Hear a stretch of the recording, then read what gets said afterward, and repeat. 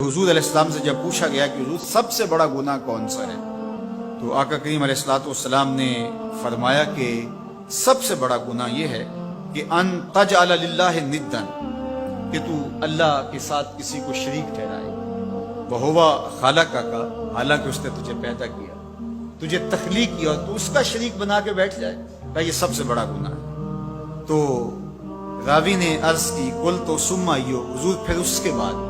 تو آقا کریم نے فرمایا ثم ان تقتل ولدک خشیۃ ان یطعم معک، تو بچے کو اس لیے قتل کر دے کہ یہ کس طرح میں اس کو پال سکوں گا، بچے کو ضائع کر دینا، اس کو قتل کر دینا۔ اللہ فرماتا ہے نحن نرزقکم وایاہم، ہم تمہیں بھی رزق دیتے ہیں، ان کو بھی دیں گے۔ تیسری بات حضور نے فرمایا ان تزانی بحلیلۃ جارک، آپ ہمسائے کی بیوی کے ساتھ بدکاری کریں، تو یہ بڑے گناہوں میں سے۔ ہمسایہ ماں جائے کی طرح ہوتا ہے، اس کی دیوار سانجھی ہوتی ہے، اس کی عزت سانجھی ہوتی ہے، اور اگر کوئی شخص طاق میں رہے اور ہمسایوں کے گھر گھس کے ان کی آبرو ریزی کر دے، تو یہ تین بڑے گناہ جو ہیں ان میں سے ایک بڑا گناہ اللہ کے محبوب علیہ السلام نے ارشاد فرمایا۔ حضرت عبداللہ ابن مسعود رضی اللہ تعالی عنہ سے یہ روایت مروی ہے کہ لا احد اغیر من اللہ عز وجل، اللہ سے زیادہ کوئی غیرت مند نہیں، اللہ سب سے زیادہ غیرت مند، اور اس کی غیرت کا تقاضا یہ ہے وَلِذَالِكَ حَرَّمَ الْفَوَاحِشَ مَا ظَهَرَ مِنْهَا وَمَا بَطَنَ، کہ اس نے بے حیائی کو چاہے وہ پوشیدہ طور پہ کی جائے یا اعلانیہ طور پہ کی جائے، اس کو پسند نہیں کیا، اور اس سے اس نے منع کر دیا، لوگوں کو روک دیا، حرام قرار دے دیا، اس لیے کہ وہ خود غیرت مند ہے۔ غیرت مند مالک غیرت کا سبق دیتا ہے اپنی مخلوق کو۔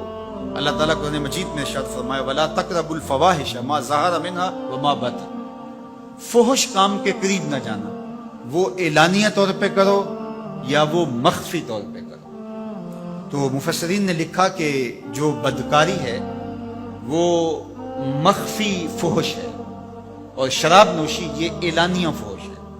شراب نوش جو ہے وہ چھپ نہیں سکتا، بدکار بعض اوقات ایک مدت کے لیے چھپ جاتا ہے، لیکن یہ بات ذہن میں رکھیے کہ جو بدکار ہے وہ دنیا کے اوپر رسوا ضرور ہوتا ہے، اس کے چہرے کا نور چھین لیا جاتا ہے، اور اس کے اوپر مصیبتیں مسلط کر دی جاتی ہیں، اور اللہ کے قہر و غضب کا شکار ہوتا ہے، اس کی دعائیں قبول نہیں ہوتی، نیک لوگوں کی دعاؤں سے اس کا حصہ نکال لیا جاتا ہے، لیکن بہرحال ایک مدت کے لیے چھپ جاتا ہے۔ لیکن شرابی اپنے جرم کو نہیں چھپا پاتا، تو کہا کہ جو مخفی جرم ہے وہ بدکاری ہے، اور جو ارشاد فرمایا قرآن نے کہ جو ظاہر جرم ہے اس سے مراد جو ہے وہ الخمر ہے، شراب ہے، اور ہر نشہ دینے والی چیز سے حرام کی حرمت آئی، کل مسکر خمر وکل خمر حرام، فرمایا ہر نشہ آور چیز شراب ہے، اور ہر شراب حرام قرار دے دی گئی۔ اب یہاں بھی لوگ دلیلیں لے کے بیٹھ جاتے ہیں، میاں وہ بھی ایک مشروب ہے، اس سے کیا فرق پڑتا ہے؟ میاں جب رب نے کہہ دیا تو بات ختم ہو گئی۔ ایک یہودی کے پاس ایک مسلمان مہمان ٹھہرا، تو اس نے انگور پیش کیے، تو اس نے بڑے شوق سے لیے، تو تھوڑی دیر کے بعد وہ شراب لے آیا۔ اس نے کہا استغفر اللہ، میں مسلمان ہوں، میں شراب نہیں لیتا۔ تو اس نے ہنس کے کہا یہ جو انگور آپ نے کھائے ہیں شراب اسی سے کشید ہوتی ہے۔ تو اس مسلمان نے کہا کہ آپ کی اہلیہ کدھر ہے؟ تو اپنی اہلیہ کو بلا لایا، تو کہا آپ کی کوئی اولاد بھی ہے؟ کہا ہاں میری بیٹی ہے، اس کو بھی بلا لاؤ۔ تو اس کو بھی بلا لایا۔ جب دونوں آ کھڑی ہوئی تو کہا کہ یہ حلال ہے تیرے لیے، اور یہ بیٹی اسی کی ہے، اور یہ حلال نہیں ہے۔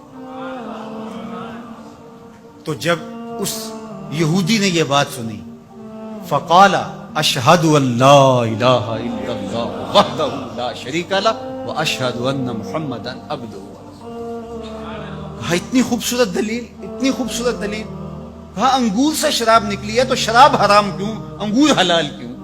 تو کہا مجھے یہ بتاؤ کہ تمہاری بیوی تمہارے لیے حلال ہے، تمہاری بیٹی تمہارے لیے حرام کیوں؟ کہا بات سمجھ میں آ۔ تو میرے رب نے بعض کا تو اس کی حکمتیں ہمارے علم میں نہیں ہوتی، اور حکمت نہ جاننے کی وجہ سے ہم کہتے ہیں کہ یار یہ بات سمجھ میں نہیں آتی۔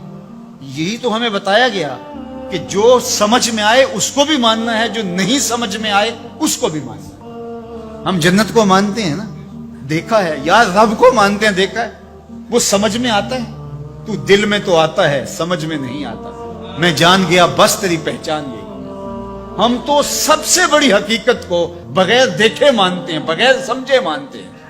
ادراک فہم کی حدود سے ورا ہے، عقل و خرد کے دائروں سے ورا ہے، لیکن اس حقیقت کو ہم مانتے ہیں تو اس کے کہے ہوئے کو کیوں نہیں مانیں گے؟